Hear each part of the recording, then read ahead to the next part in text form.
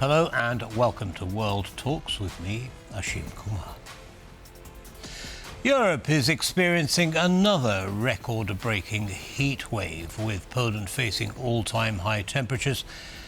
Beyond immediate health risks, extreme heat is disrupting transport, increasing the risk of wildfires and exposing the growing economic and environmental costs of climate change. How prepared is Poland for a hotter future? Well, to discuss this and more, we're joined by Maciej Zalewski, he's professor at the European Regional Centre for Ecohydrology at the Polish Academy of Sciences. Professor, welcome to TVP World. Thanks for taking the time to join us. Good evening. Good evening to you, sir. So, we've just broken a record. 40.5, I believe, is now a record. The previous one was 40.2 degrees Celsius in 1921, I think. Is this going to be the new normal now, Professor, that sort of temperature level? Unfortunately, I'm afraid the warming up, the biosphere is in progress for several reasons. I think the situation is quite complex because we are not only amplifying the greenhouse effect, it means increasing the emission, but also we are reducing the resilience of the biosphere. What means resilience? Resilience is ability to absorb, compensate the negative form of temperature impact. For example, during Anthropocene era, we eliminate half of the forest on the biosphere, and forests are having a very important compensatory effect to the global climate change. It means they absorb the heat, they recirculate the water, they recharge groundwater, and this way reduce the rate of loss of water from the catchment of given river system to the sea. And that's why, as every strategy of success, we have to think not only about reduction of emission, but also second component, amplification opportunity, which means increased resilience of our biosphere. How you talk about resilience, Professor? Is this a global phenomenon, or are some countries worse than others? In particular, how well is Poland doing on resilience? Poland has rather limited water resources. I think calculated one of the lowest in Europe, because we are having let's say, country which is having mountains only on the south, and mountains generate so-called orographic rains. And that's why we have for example, on the Tatra mountains, we can have 2.5 meters of water precipitation, and central Poland only 0.5 meter. And at our climatic geological condition, 40 centimeters annual precipitation, the river doesn't flow. So reserve is quite small for let's say, and of course, we are still accelerating outflow of the water to the sea by reducing the wetlands, by reducing the forest. It means reducing mature, complex, diversified forest. Forest plantation has a lower, let's say, a positive effect than diversified forest in retaining the water, recharging groundwater. So if of actions going on. If I'm understanding you, if I can say. If I'm understanding Yes. you correctly, Professor, you're saying basically that, yes, we should expect these kinds of temperatures in future years, unless we do something to reverse the drop in resilience as you describe it. Now, what does that mean in terms of other parts of our life? So, for example, agriculture, the effect it has on harvesting, and also the economy. Yes, but let me finish. I would like to say that we have a quite complex situation, because this complex is dependent on so-called Atlantic meridional overturning circulation. This is to great extent transporting hot water from tropics to Europe and heating Europe. So Scotland, for example, is on the level of Hudson Bay, and it was impossible to skiing up to now almost.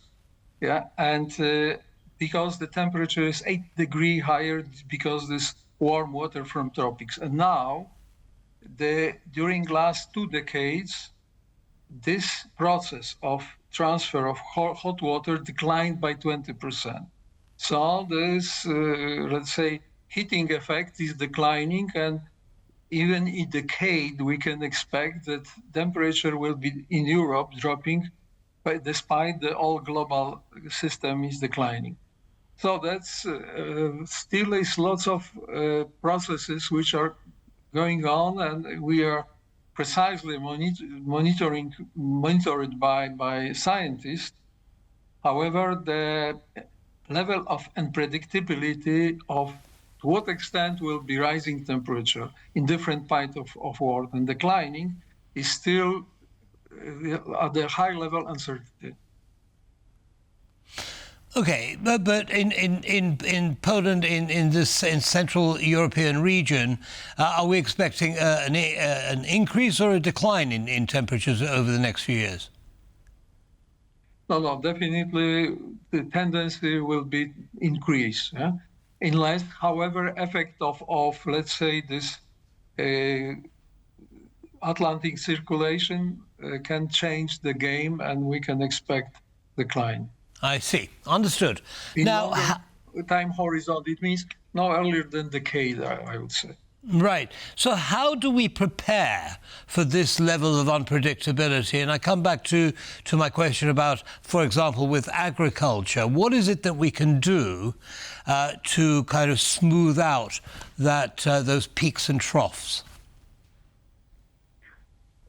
In agriculture, we can reduce so-called homogenization of agricultural landscape. What means that we're having tendency now to create big open spaces because very modern advanced agriculture machine can go up to the horizon. And in this moment, we're switching on additional negative mechanism, which is wind. Wind is working like hairdryer. It's drying landscape, and drying agricultural landscape means that we are not only losing water, we're not only reducing recharge groundwater, but also we're losing the organic matter from the soil, which determine productivity, which cannot be compensated by artificial fertilizer. So the processes are quite complex and related, and compensation is quite simple. The complexity of agricultural landscape could be relatively high. For example, 3 rows between fields, even 400 meters. The land water ecotons between the land and streams, which are reducing the negative impact of fertilizers on the streams, on water quality, on reservoirs, on Baltic Sea, but also maintaining the, let's say, slowing down transfer of water from the field to the streams, which means fertilizer are transferred in biomass in agricultural productivity, which really is the major goal of the farmers. Understood. Now that sounds to me like there needs to be a shift in the way that we plant, that we grow, and how much we grow, or in the fields. Now that's bound to have an economic effect. But it's not the only one. Transportation is disrupted. People aren't as productive when it's this hot, and so on. How do we kind of assess the impact of this heat wave on the economic front? It's quite complicated issue. For example, in the United States, biggest aquifer from North Dakota up to Texas is seriously declined for let's say, overuse to produce 20% agricultural output of United States. And now they are trying to, let's say, start to do precise monitoring and try to develop what in Europe is called smart water management, which means based on precise monitoring and analysis of processes. But we have also good examples. In Africa, is created by 20 countries, big green belt, which is stopping progress of Sahara to south, and in this moment generating, not only improving the, let's say, water resources, but also the agriculture, also the resilience of system. And this is good example that the joint effort and the United Nations is having such a program which is encouraging countries to transboundary cooperation, to, let's say, the joint efforts to compensate the climate change. And I think there is a very important that also society will be somehow conscious that each of us also determined the increase or reduction of the negative processes. Understand. Now you mention the green belt going across Africa, and that's having a very positive effect in a number of ways. This is a lesson, presumably, that Europe can also learn, is it not? But it requires political will. How do we get governments to actually talk together and get this done? I mean, it's a big project, isn't it? Yes, it's a very big project, and of course, the encouragement is financial encouragement, because there was an initiative which was supported by President Obama and some other, let's say, big person in the global politics. And this moment also there was some financial supply, but the local people, when they discover first effects, they get very enthusiastic and they continue on their own further development of this green belt. So that's is a very, very positive effect. And I think that the strategic thinking of the decision makers, this global level decision makers, extremely important. And I think the role of UN should be somehow more appreciated by governments, and more somehow create the more opportunities to develop the international cooperation to design big picture, big projects, and also the new holistic approach where ecosystems are a major stabilizer of hydrological cycle in the earth. Not only local places, not only in the fields, but indeed, global Professor. Scale. I think a holistic approach is necessary. Thank you very much for joining us and sharing your expertise with our audience. Have a good evening, sir. Thank you. And that brings us to the end of this episode of World Talks. Don't go away, lots more coming up. Goodbye.